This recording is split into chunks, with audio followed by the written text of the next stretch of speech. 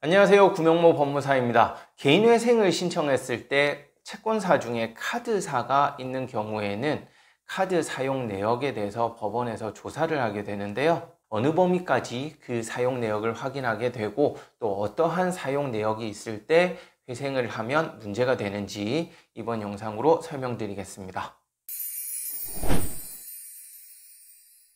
우선 개인회생을 한다 하더라도 카드 사용 내역이 없을 경우에는, 즉 채권사 중에 카드사가 없다면 그 카드 사용 내역은 별도로 조사를 하지 않을 수도 있고요. 다만 카드사가 없다 하더라도 대출을 받아서 카드 대금을 완납하고, 즉 대환을 하고 개인회생을 할 경우에는 그 대출금 사용 목적이 카드 대금 납부이죠. 이 경우에는 카드 사용을 조사할 수 있으니까 알고 계시면 되겠습니다. 개인회생의 경우 접수를 하고 나면 법원에서는 그 채무액의 구체적인 사용처에 대해서 소명을 하도록 하고 있거든요. 신용카드의 경우에는 접수일 기준 과거 1년 이내에 개설된 모든 카드 사용 내역에 대해서 상세 이용 내역서를 제출을 하도록 하고 있고요. 이 상세 이용 내역서 중에서도 30만 원에서 100만 원 이상의 사용 내역은 별도로 체크를 하고, 그 체크된 내역이 어디에 사용된 것인지 적극적으로 소명을 해야 됩니다. 30만 원에서 100만 원이라고 하는 이유는 법원마다 차이가 조금씩 있거든요.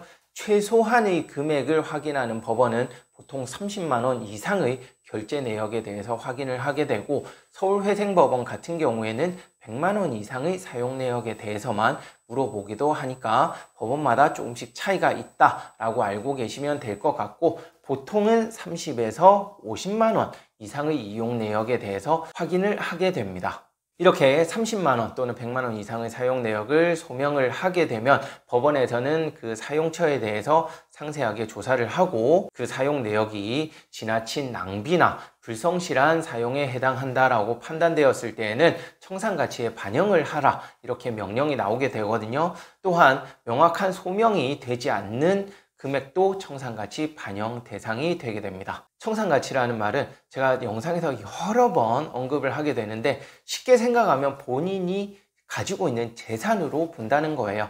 즉 내가 과소비를 했거나 아니면 소명이 안 되는 카드 사용 내역이 있다면 그 돈은 몽땅 가지고 있는 것으로 취급을 한다는 것이죠. 그 의미가 무엇인가 하면 그 소명되지 않는 금액 이상은 반드시 변제금으로 납부를 해라, 이러한 뜻이 됩니다. 따라서 소명되지 않거나 과소비나 불성실한 사용에 해당하는 금액이 크면 클수록 변제금이 늘어나는 문제가 발생할 수 있는 것이죠. 구체적인 예를 들어 설명드리면, 제가 실제 진행했던 사례 중에 결혼식 비용으로 카드를 결제한 사례가 있었어요. 결혼식 비용은 아무래도 금액이 클 수밖에 없겠죠. 식장 및 식대를 다 카드로 결제했던 사례가 있는데, 이러한 경우에는 법원에 따라서는 조금씩 차이는 있지만 청산가치에 반영을 하라고 명령을 하는 경우가 있습니다. 그리고 해외여행을 가는데 여행경비로 사용했을 때도 그렇고요. 백화점에서 비싼 물건을 샀을 때, 할부로 몇백만 원짜리 전자제품을 샀을 때도 청산가치 반영 대상이 될 수 있으니까 꼭 알고 계셔야 되겠습니다. 다만 이렇게 청산가치에 반영을 한다 해서 무조건 변제금이 늘어나는 건 아니니까 너무 걱정할 필요는 없는데요.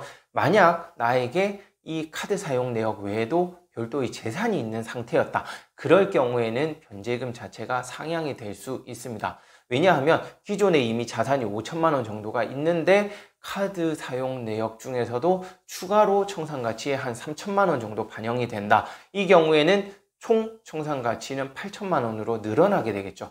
즉 내가 변제해야 할 최소 변제금이 8천만 원으로 늘어나는 효과가 발생하기 때문에 재산이 있는 상태에서 추가적으로 청산가치가 반영된다면 문제가 될 수 있겠지만, 전혀 재산이 없는 상태에서 카드 사용 내역 중 일부 금액이 청산가치에 반영된다. 이때에는 그 금액이 정말 큰 금액이 아닌 이상은 청산가치에 반영된다 하더라도 변제금 자체가 크게 늘어나는 일은 없으니까 대리인과 잘 상의를 해서 그 사용처를 명확하게 소명을 잘 한다면 변제금이 늘어나지 않고 개인회생을 마무리할 수 있겠습니다. 네, 이번 시간에는 개인회생을 했을 때 신용카드 사용 내역을 어디까지 보는지 설명드렸는데요. 이번 영상 보시고 또 궁금한 사항이 있으시면 위 번호나 카카오톡 오픈 채팅방으로 언제든지 문의 주시기 바랍니다. 이상 구명모 법무사였습니다. 감사합니다.